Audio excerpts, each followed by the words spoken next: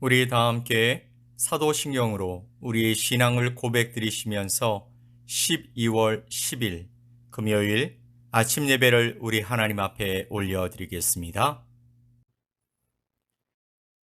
나는 전능하신 아버지 하나님, 천지의 창조주를 믿습니다. 나는 그의 유일하신 아들, 우리 주 예수 그리스도를 믿습니다.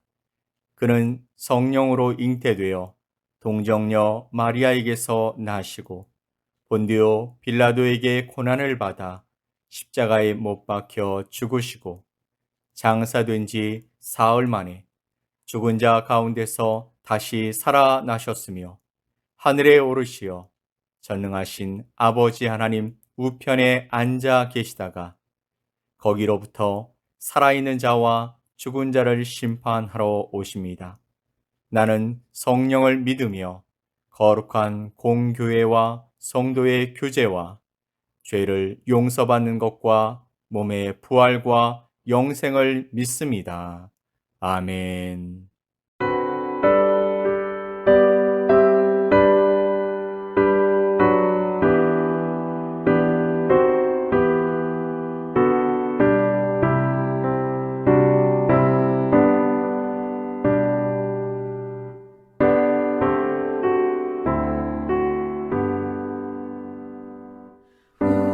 우리는 주님을 늘 배반하나 내 주 예수 여전히 날 부르사 그 참 되신 사랑을 베푸시나니 내 형제여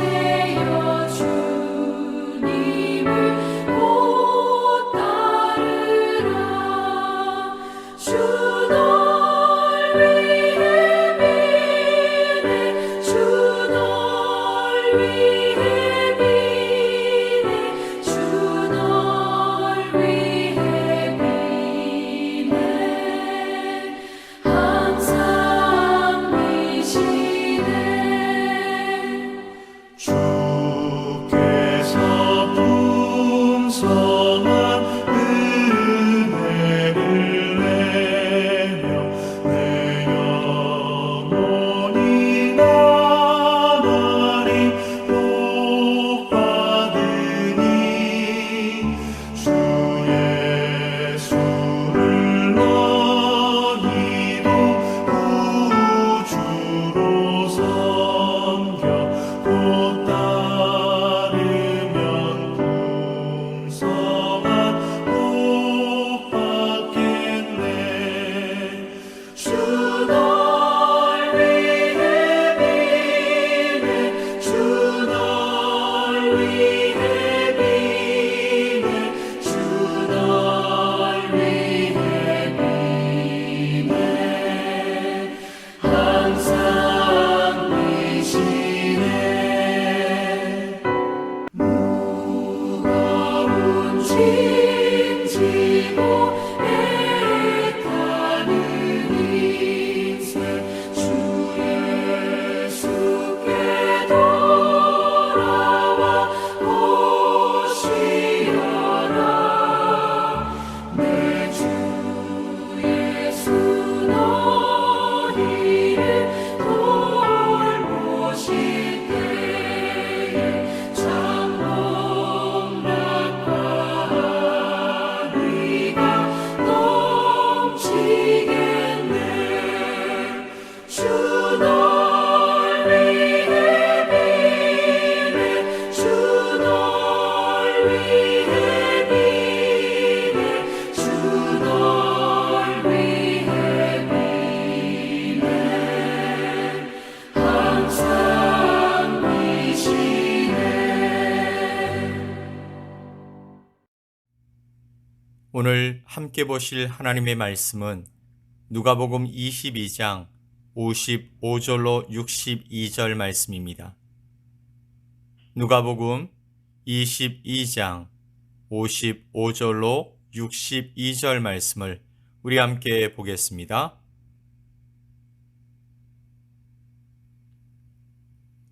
사람들이 뜰 가운데 불을 피우고 함께 앉았는지라.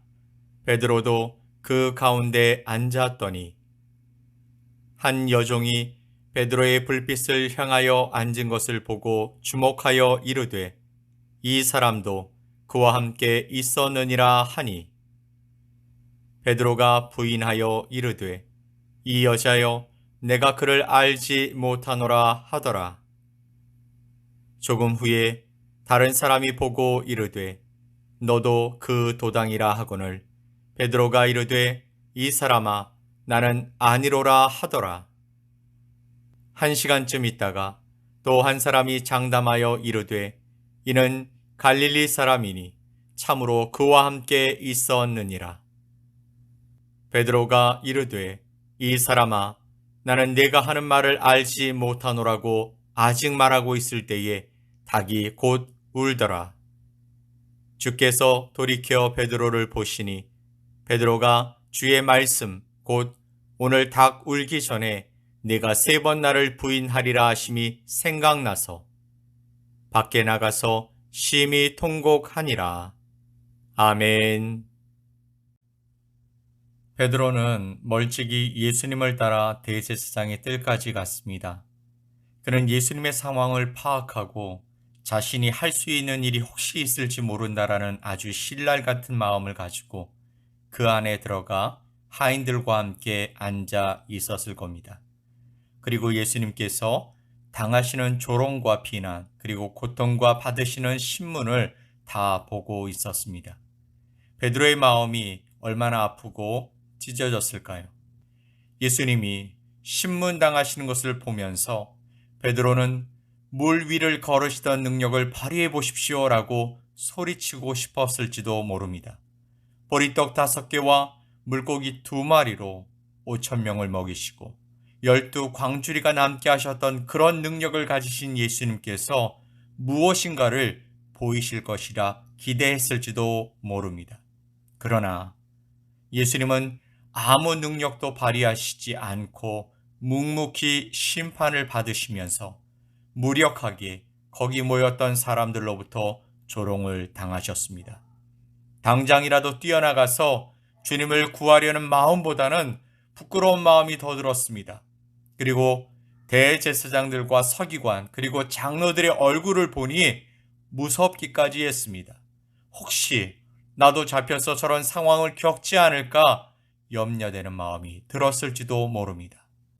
그때 갑자기 한 여인이 다가오더니 너도 갈릴리 사람 예수와 함께 있지 않았느냐라고 물어봅니다. 베드로는 당황했습니다. 이런 일이 일어날 것을 생각해 보지 않은 것은 아니었지만 그래도 갑자기 한 여인이 자신을 향해 말한 겁니다.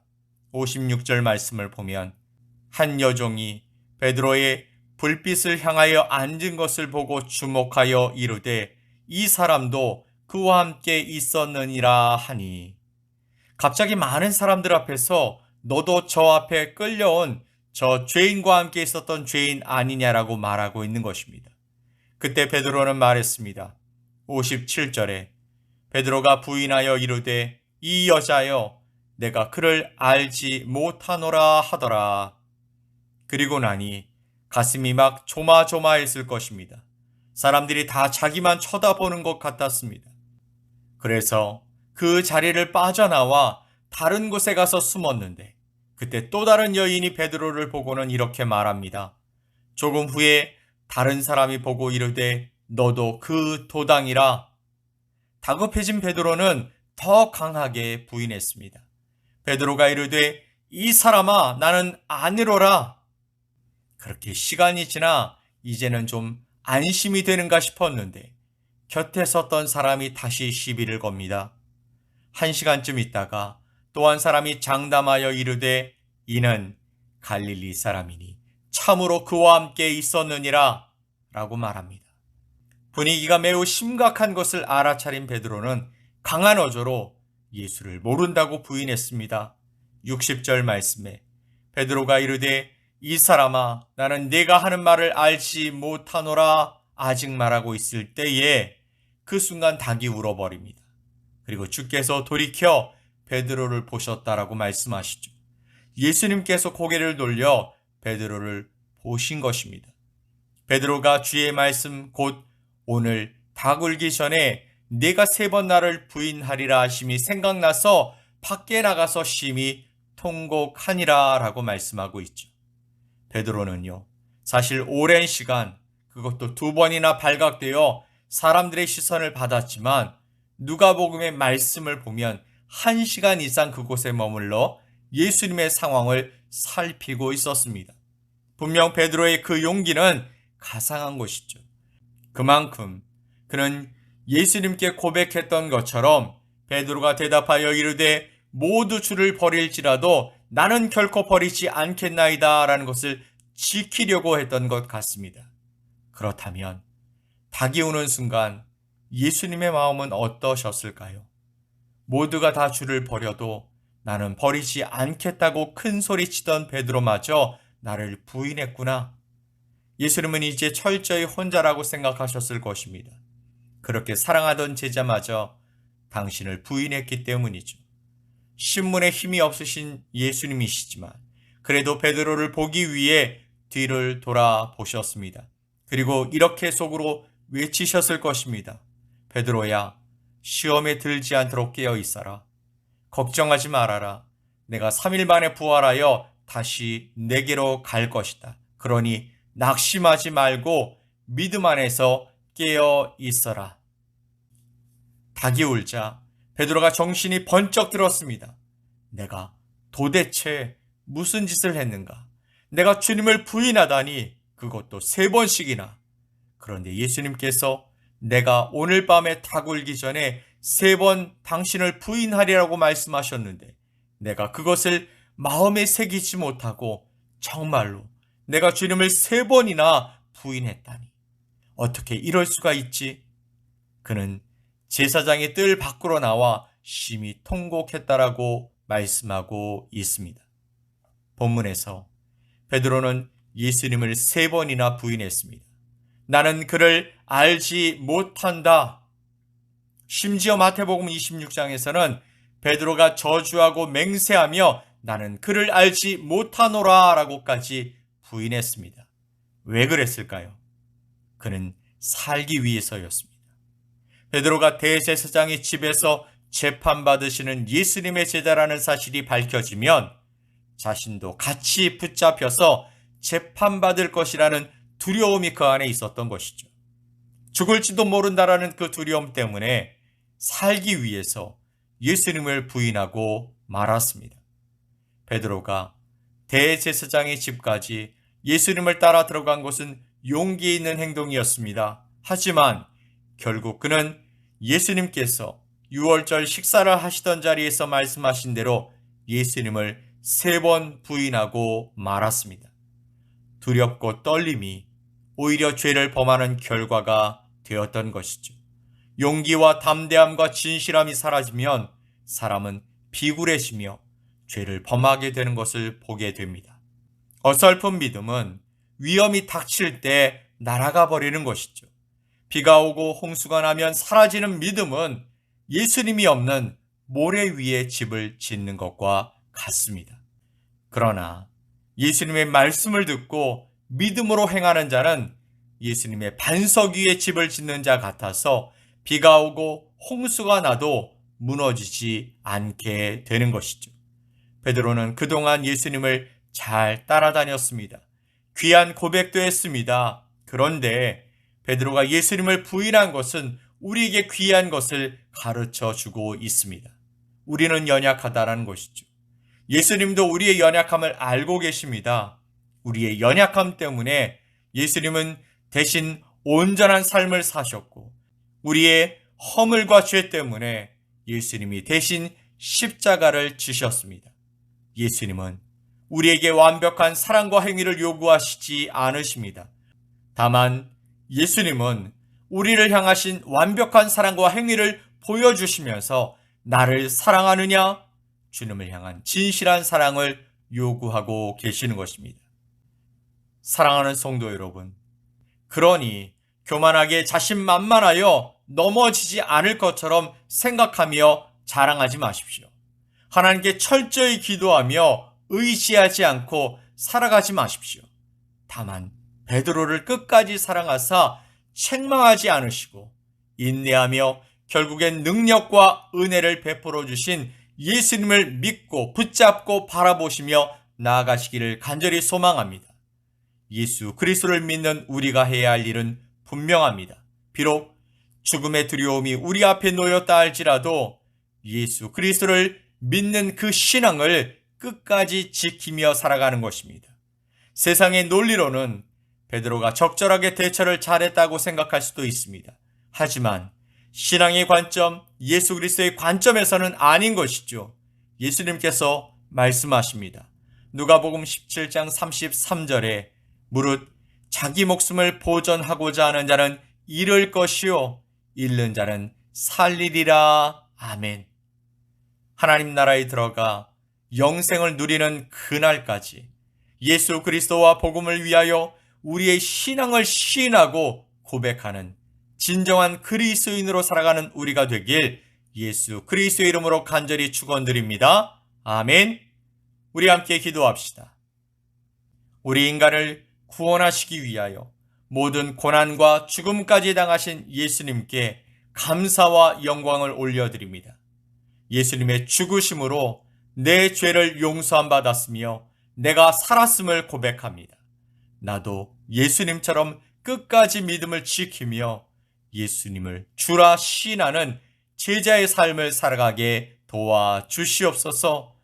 감사드리며 예수 그리스도의 이름으로 기도 올리옵나이다. 아멘.